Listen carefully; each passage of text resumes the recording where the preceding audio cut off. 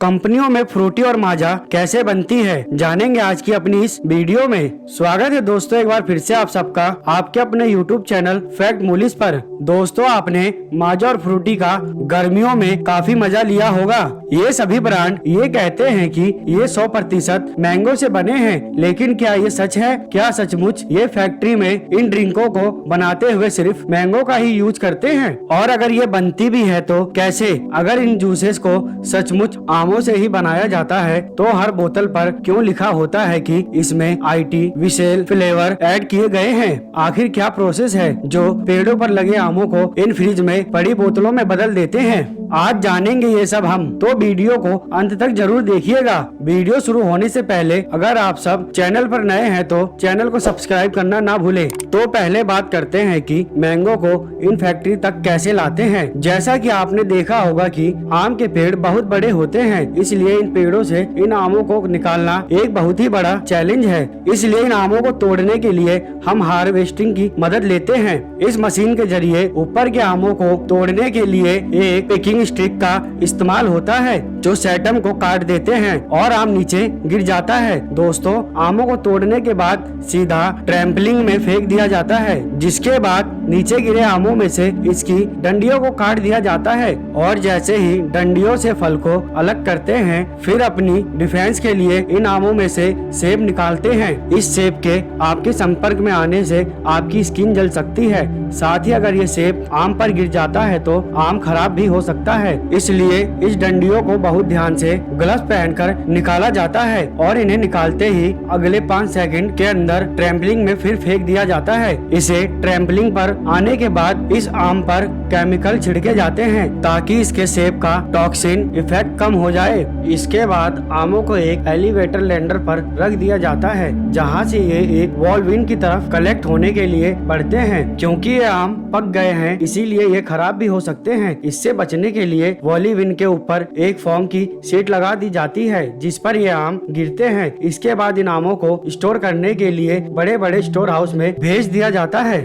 और यहाँ से फिर ये फाइनली जूस बनने के लिए फैक्ट्री में भेज दिए जाते हैं। ट्रक भरकर आम जब फैक्ट्री में आते हैं तो इन्हें अनलोड करने के बाद एक वॉशिंग प्रोसेस से गुजारा जाता है जिसमें पानी में बहते बहते ये आम फैक्ट्री के अंदर तक आते हैं। इसके बाद सेकंड वॉश प्रोसेस भी होता है जिसमें पानी के साथ साथ रोलर का भी सहारा लिया जाता है ताकि आम हर तरफ से अच्छे से क्लीन हो सके। इसके बाद इन आमों को प्री हीटिंग और सॉफ्टनिंग प्रोसेस के लिए गर्म पानी में 3 से 5 मिनट रख दिया जाता है। ऐसा करने से आमों पर मौजूद पॉलीफेनॉल ऑक्सीडेज को रिमूव किया जाता है। साथ ही इससे आम का कलर और उसका फ्लेवर भी काफी हद तक अच्छा हो जाता है। इन आमों के साफ होने के बाद कन्वेयर बेल्ट पर चलते हुए ये आम रोलर पर गिरते हैं जिसके आसपास फैक्ट्री के कर्मचारी मौजूद होते हैं। सबसे पहले वर्कर इन आमों का इंस्पेक्शन करते हुए डैमेजेस को चेक करते हैं। अगर कोई भी आम अच्छी क्वालिटी का नहीं या फिर खराब हो गया है तो उसे निकाल दिया जाता है और बाकी आमों को उसी लाइन पर छोड़ देते हैं। फिर वर्कर इन बचे हुए आमों की ऊपरी भाग को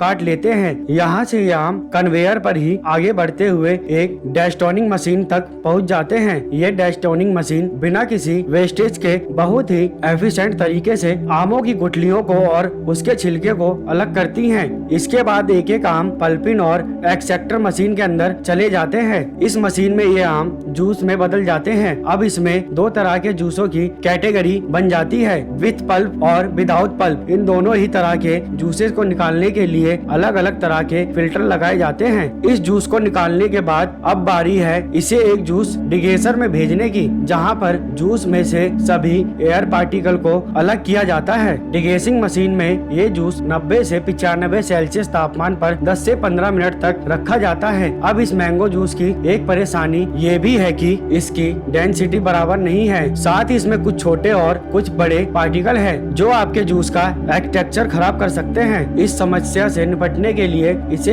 एक होमोजेनाइजर मशीन के अंदर डाला जाता है और इस प्रोसेस के बाद बड़े बड़े पार्टिकल भी 1 से 5 माइक्रोमीटर के साइज के हो जाते हैं। होमोजेनाइजर मैंगो जूस को इसके स्टेरलाइज प्रोसेस के लिए आगे भेजा जाता है। स्टेरलाइजेशन प्रोसेस वो प्रोसेस होती है जिसमें किसी भी जूस में मौजूद हार्मफुल बैक्टीरिया को मारा जाता है जूस को इस मशीन में डालकर 62 से 65 सेल्सियस के बीच तक कई साइकस में हीट किया जाता है और फिर जल्दी से ठंडा भी कर लिया जाता है। इस पूरे प्रोसेस में जूस की शेल्फ लाइफ काफी बढ़ जाती है। इस जूस को बड़े बड़े स्टोरेज टैंक में स्टोर करके रख लिया जाता है ताकि जब सीजन खत्म हो तब भी कंपनी के पास जूस बेचने के लिए हमेशा स्टॉक अवेलेबल रहे। दोस्तों, एक तरह से आप ये भी कह सकते हैं कि आप जो जूस पी रहे हैं वो बिल्कुल फ्रेश नहीं है, बल्कि हो सकता है उसे 6 से 7 महीने पहले फैक्ट्री में बनाया गया हो। इस जूस को इतने वक्त तक स्टोर करने का एक नुकसान ये है कि जूस अपना फ्लेवर लूज करने लगता है,